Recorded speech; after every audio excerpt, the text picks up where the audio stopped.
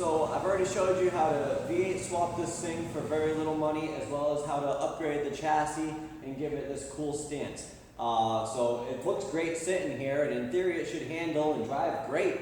Sound awesome, but we can't really do that because it's got no brakes still, it's got no seats, it's clearly missing pieces to even make it look complete. And this is where it's hard to find the motivation to finish the project. You know, you made some big changes, now it's cool, it makes V8 noises, it looks good, and we gotta do the unglamorous things like make it all work together.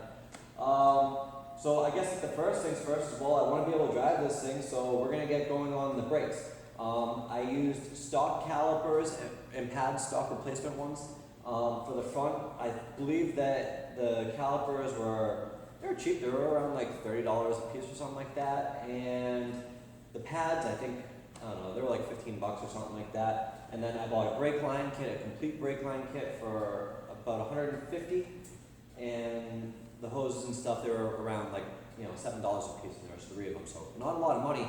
The cool thing about starting with a car that's cheap like this, as opposed to starting with like a $2,000 car, $3,000 car, is you get to go through every system of the car. This thing's now going to have every single brake component's going to be, you know, basically new in the car, whereas, you know, that nicer car that you're going to buy for $2,500, $2,000, it might not really be as nice as it seems, and you're going to find a lot of these issues are going to be needing to be replaced, like what we're already doing on this one. Well, I got all the old lines out of the car. They're really rough. The proportioning valve, the nut broke off the thread, so I have to order up a new one of those. I got a new master cylinder on the way, but everything was, you know, all these lines, you know, see this dark area, that's all wet spots. All these lines had really bad broken areas, so, you know, these older cars, it's a really good idea to go through and replace all the lines. It's money very well spent. Not a glorious job, but, you know, I've had some bad experiences with losing brakes in old cars, and we don't want to have that again.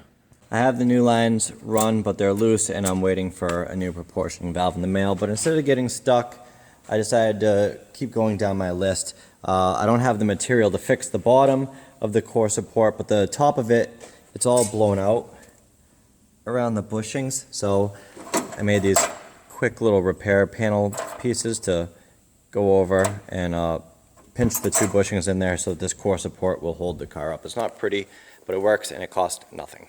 Well, I got my little filler plates installed on the core support, and now the front of the car is actually supported. You can see that it doesn't move. Before, the bushings were all pushed through from how rotted it was.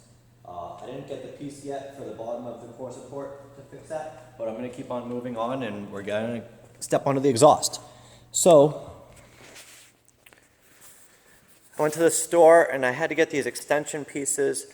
I think this came from one store. It was like 13 bucks, and then I spent 35 at the other store on 2 hangers, 2 clamps, and this extension piece for the headers. Now, how am I going to get it past the headers? Well, the guy that gave me the transmission on the part of the trade, when he was changing his setup, I also got this exhaust.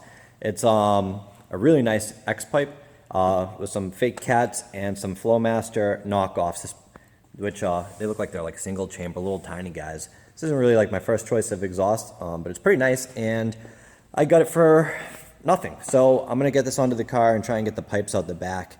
I do have to modify this a little bit because this came off of a car with an LS, so I'm gonna have to pull those in a little bit, cut and move them.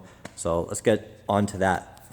Before I go ahead and do the work of getting that exhaust on, I figured I'd show a sound comparison. This is with the open headers.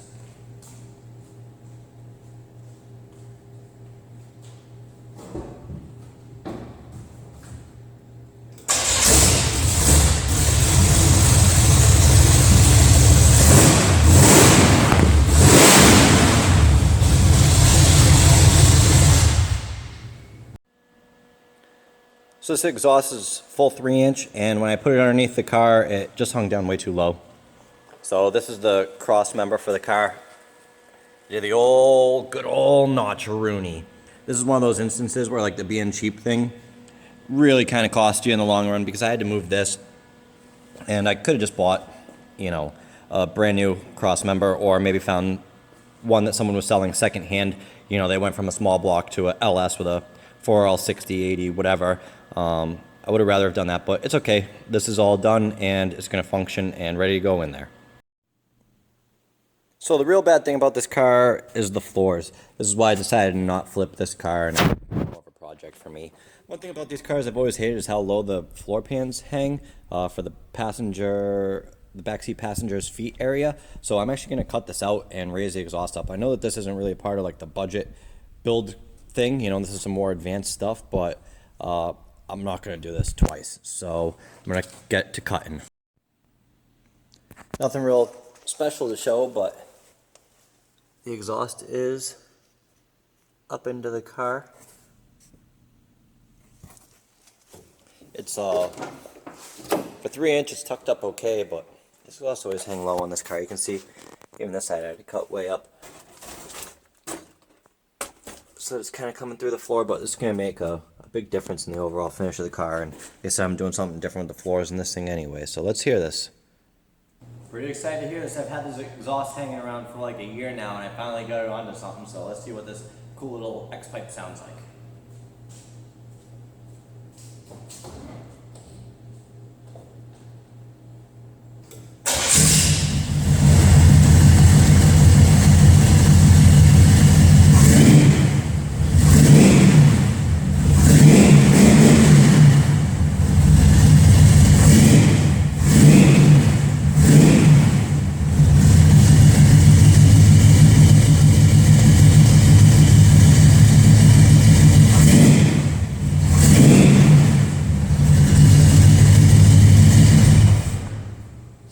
Not bad.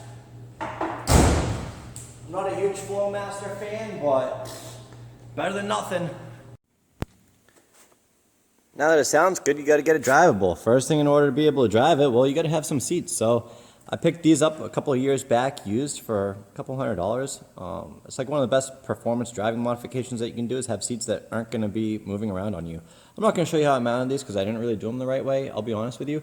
But they're in there and it can get me a feeling of them, and later on when I do the roll cage I can mount them right, but we're not there yet. So the other thing that we did was got all the brakes in here, all new lines, new master, new calipers, pads, so this thing should hopefully stop pretty well. On to the next thing. This is one of the other worst parts about the car. That's this core support. This thing was basically sitting in the ground. This thing's completely broken almost all the way through, so there's nothing holding the radiator.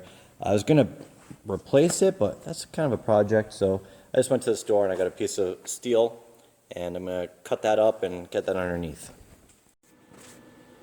This is the piece that I'm making to repair the core support. I wanted to show you this. I sliced, left a space, sliced, left a space, and I just hammered this over the edge of the bench.